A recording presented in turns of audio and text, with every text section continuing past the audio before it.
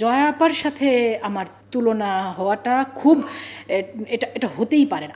আমি এটাকে একদম নিতেই পারি না। একজন দর্শক হিসেবে আমার কাছে জয়া আহসানের অবস্থান এখানে। কলকাতার বাংলা ছবির মধ্যেও জয়া আপা গত 10 বছরে অন্তত ভীষণ ভালো 10টা ছবি উপহার দিয়েছেন। জয়া আপার সাথে আমার নাম উচ্চারণ করা মানে জয়া আপাকে অসম্মান করা, এটা তো করো না তোমরা। আগে আমরা যখন একটা ধারার শিল্পীদের নাম বলতাম, জয়া আপার নাম বলতাম, এখন আপনার নামও বলতে হয়, এই বিষয়টা কেমন লাগে? আমি শুধু এই প্রশ্নটার উত্তর 5 মিনিট ধরে দিতে পারবো। মানে এই প্রশ্নটাই আমার জন্য ভীষণ লজ্জার, বিব্রতকর। না, আমি বলছি কেন, আমি তো শুধু অভিনয় কর্মী নই, আমি তো একজন দর্শকও, তাই না? একজন দর্শক হিসেবে আমার কাছে জয়া আহসানের অবস্থান এখানে, আমার মাথার উপরে।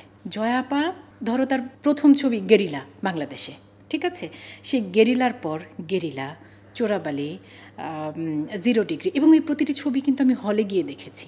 জয়া আপার দেবী, মানে 2012 থেকে আমার মনে আছে, 2012 থেকে আজকে 2025, এই 13 বছরের জয়া আপা আমাদের দেশের অন্তত 13টা মানে 10টা ভীষণ ভালো ছবি, আমরা যেগুলোকে বলি সেরকম ছবি উপহার দিয়েছেন অভিনেতা হিসেবে।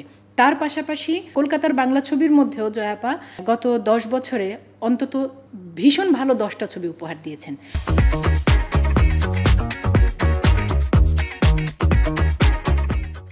এইরকম অর্জন যে অভিনেত্রীর, সেই অভিনেত্রীর সাথে, সেই শিল্পীর সাথে আমার নাম কেন উচ্চারিত হবে? আমি জীবনে ছবি করেছি 5টা। জয়া আপার সাথে আমার তুলনা হওয়াটা খুব এটা হতেই পারে না। আমি এটাকে একদম নিতেই পারি না। এটা খুব ভুল চর্চা।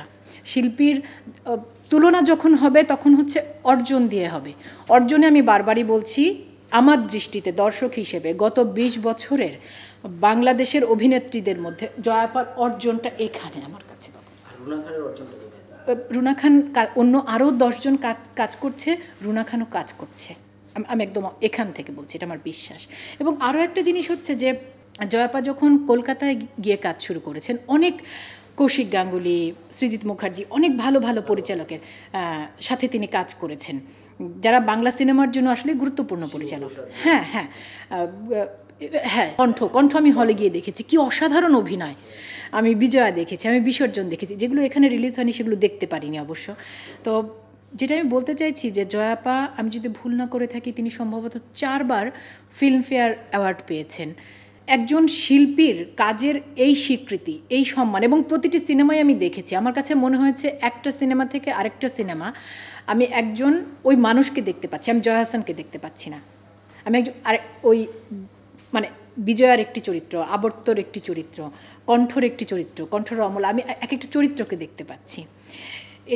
এটা একজন শিল্পী আসলে কাজের প্রতি সেই রকমের ভালোবাসা না থাকলে, আত্মনিবেদন না থাকলে প্রতিটি চরিত্রকেই এই পরিমাণ বিশ্বাসযোগ্য করাটা সম্ভব হয়ে ওঠে না।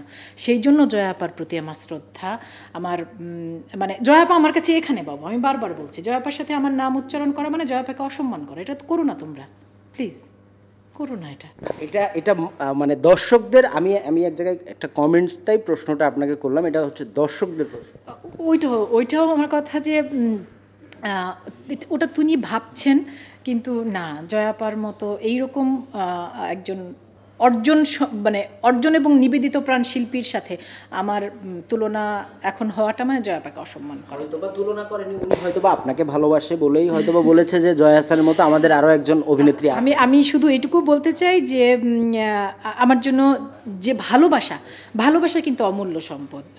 এমন ভালোবাসা হচ্ছে মাথায় তুলে রাখবার মতো। যে ভালোবেসে আমাকে এটা মনে করেছে, তার প্রতি আমার অন্তর থেকে ভালোবাসা, আর এইটুকু চাওয়া যে তিনি যাতে আমার জন্য শুভকামনা রাখেন, আমি জীবনে 5টি ভালো কাজ করতে পারি বা 3টি ভালো কাজ করতে পারি। আজকে আমি যেভাবে জয়া আপার কথা বলছি, যে প্রতিটি ছবিতে প্রতিটি চরিত্রকে এত বিশ্বাসযোগ্য লেগেছে, দর্শক হিসেবে যেন আমাকে আমার ওই 3টি কাজ দেখেও কেউ বলতে পারেন যে এই চরিত্রগুলোকে এত বিশ্বাসযোগ্য লেগেছে। আমি এই শুভকামনাটুকু চাই যারা আমাকে এভাবে ভালোবাসেন তাদের কাছে।